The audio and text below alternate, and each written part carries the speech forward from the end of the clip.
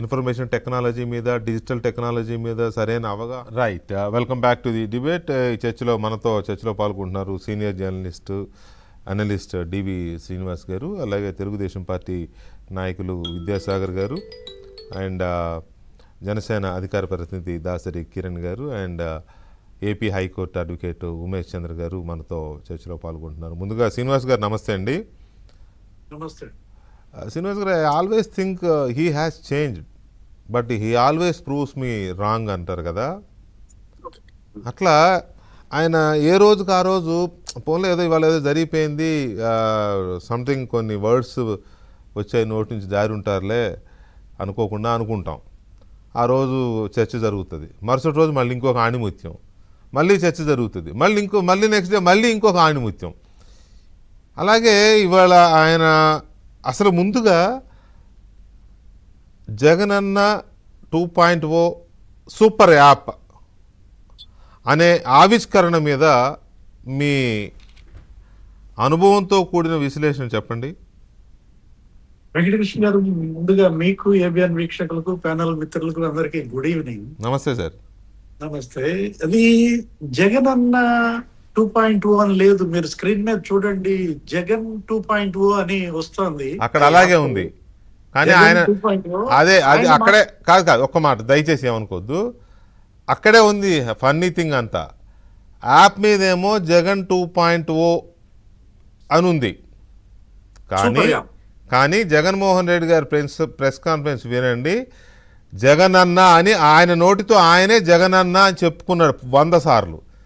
Jagananna 2.0 super app, ఇది ఆయన నోటి నుంచి వచ్చిన మాటలు.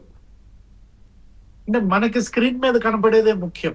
జగన్ 2.0 సూపర్ యాప్ అని ఉంది, అది డౌన్లోడ్ చేసుకోవాలి. ఆ జా తీసేద్దాం, జా తీసేస్తే గన్ 2.0 గన్ 2.0 సూపర్ యాప్ అందామా, లేదు వాళ్ళ చెల్లి చెప్పినట్టుగా సైతాన్ 2.0 సూపర్ యాప్ అందామా? అంటే ఈ సేనని గతంలో షర్మిల ఏమన్నారు? సైతాన్ సేన అన్నారు. ఇవాళ ఇది జగన్ 2.0 సూపర్ యాప్ కాదు, సైతాన్ 2.0 సూపర్ యాప్ అని ఇవాళ ప్రజలు అనుకోవాలా? అంటే మనం చూసాం 1.0లో అసలు చెల్లెళ్ళనే వదిలిపెట్టలేదు. సునీత పైన పెట్టినటువంటి పోస్టులు, షర్మిల పైన పెట్టిన పోస్టులు, తల్లి విజయమ్మపై పెట్టినటువంటి పోస్టులు, చివరికి వాళ్ళొచ్చి ఆంధ్రప్రదేశ్ ప్రభుత్వంలో అప్పట్లో జగన్ సీఎం గా కంప్లైంట్ ఇస్తే కూడా తీసుకోలేదు కదండి. అవును అవును, షర్మిల వస్తే కంప్లైంట్ తీసుకోవాలి, సునీత వస్తే కంప్లైంట్ తీసుకోకపోతే కదా హైదరాబాద్ లో ఇక్కడ సైబరాబాద్ పోలీస్ స్టేషన్ దగ్గర అక్కడ పిటిషన్ ఇచ్చారు. అవును, అంటే ఇప్పుడు జగన్మోహన్ రెడ్డి, మీరు చెప్పింది కరెక్టే. మీరు ఇంట్రోలో ఏమని చెప్పారు? ఆయన యాప్ పెట్టారు, డిజిటల్ యాప్, దాన్ని స్వాగతిస్తున్నాం. ఎవరైనా స్వాగతిస్తారు ఎప్పుడు? అది కన్స్ట్రక్షన్, నిర్మాణాత్మకంగా ఉన్నప్పుడు, ఈ ప్రభుత్వంపై నిర్మాణాత్మక విమర్శలు చేసినప్పుడు. కానీ ఆయన ఏమంటున్నాడు? మన కంటెంట్ తీసేస్తున్నారు, తొలగిస్తున్నారు, కాబట్టి మన అభిప్రాయాలన్నీ కూడా పంచుకోవడానికి, మన కంటెంట్ అందరి మధ్య షేర్ చేసుకోవడానికి ఈ యాప్ అన్నాడు. అంటే ఈ మధ్య కాలంలో కంటెంట్ డిలీట్ చేసింది అనగానే మనకు కనపడుతోంది ఏంటంటే అరెస్టులు ఎవరయ్యారు? రావణ్. అంటే ఇది జగన్ 2.0 సూపర్ యాప్ అంటారా, రావణ్ 2.0 సూపర్ యాప్ అంటారా, లేకపోతే గమన 2.0 సూపర్ యాప్ అంటారా? సైతాన్ సైన్యం అనగానే మనకు గుర్తొచ్చేది జడ్జీలను కూడా వదలలేదుగా వెంకటకృష్ణ గారు. అవును అవును, అప్పట్లో హైకోర్టు జడ్జీలు, మీకు గుర్తుండే ఉంటది. ఈ మధ్య కాలంలో కూడా మన విజయ్ బాబు ఏదో పిల్లేశాడు. విజయ్ బాబు పిల్లేస్తే హైకోర్టు ధర్మాసనం ఏమని వ్యాఖ్యానించిందండి? మిస్ఇన్ఫర్మేషన్ కి, దుష్ప్రచారాలకి సోషల్ మీడియా వేదిక కారాదు. మీరు జడ్జిల పైన కూడా ఈ విధమైన పోస్టులు పెట్టారు, అసలు ఏ విధంగా ఇది ప్రజా ప్రయోజన వ్యాజ్యం అని అడిగింది. హైకోర్టు దుమ్మెత్తి పోసింది. అంటే ఒక పొల్యూషన్, ఇతను ఏంటంటే సొసైటీలో పొల్యూట్ చేయాలనేటటువంటి సంకల్పంతో తీసుకున్నటువంటి యాప్ అన్నమాట. ఒకవైపేమో ముఖ్యమంత్రి చంద్రబాబు, కూటమి ప్రభుత్వం, ఆయన అసలు ప్రతి మీటింగ్ లో ఏమంటున్నారు? Healthy state, healthy society, healthy family అంటున్నాడు. హెల్దీ ఏపీ, వెల్దీ హ్యాపీ అని వాళ్ళు అంటుంటే, జగన్మోహన్ రెడ్డి ఆయన అంటోంది అదే. ఏంటి? ఒక రకంగా సైకో స్టేట్ లేకపోతే సైకో యాప్, సైకో ఫ్యామిలీస్ గతంలో చూసామండి.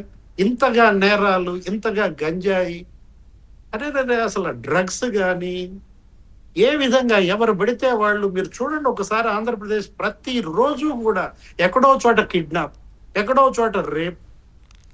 అంటే నేర సంస్కృతి ఎంత పెరిగిపోయిందండి, క్రిమినల్ నేచర్ ఎంత పెంచేశారండి ఇలాంటి వాళ్ళు కదా.